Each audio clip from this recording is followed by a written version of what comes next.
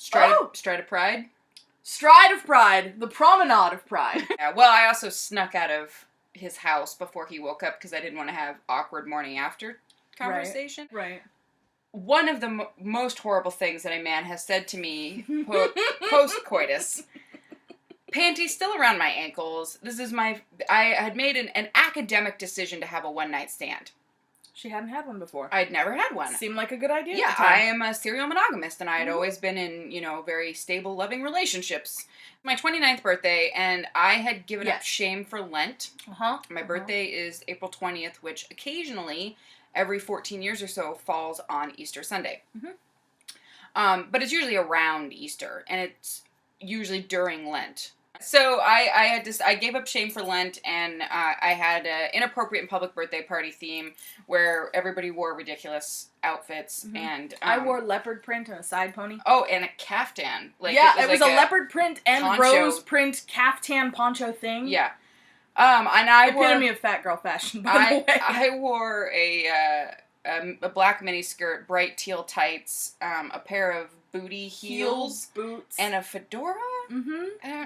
Not sure why, but anyway, so I ended up taking home a friend of a friend that night because he expressed interest in me, and I was like, all right, good enough, let's do this. You want me with teal tights, you'll want me in a tie.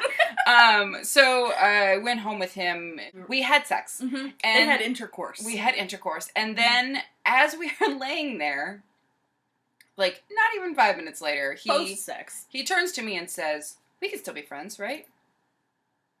Wrong thing to say. Wrong thing. Don't ever do that shit. Wrong thing. Just super wrong thing. So I sort of laid there for the next 4 hours, and he was asleep. I didn't really sleep because the whole thing was just so incredibly awkward.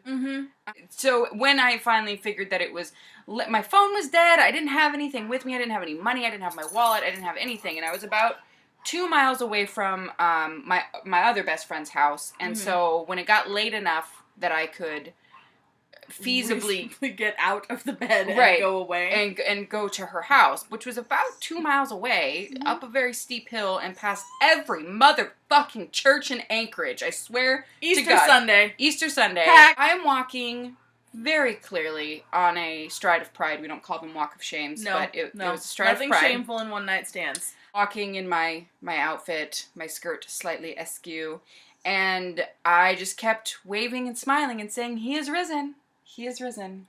I didn't know what to do. I didn't know what to do. Good morning. Happy Easter. He is risen. He is risen. That's something that happened pretty recently. Like, that's not that long 2 years ago. Yeah. And that was after he watched me do the Dance of Our People. Right. And now, the Dance of Our People. The Dance of Our People. Here we go.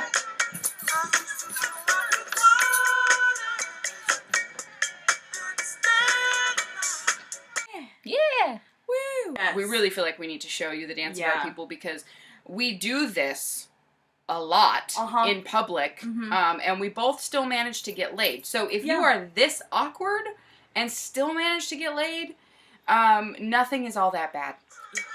This is also how we tell whether or not we're too drunk to be doing things.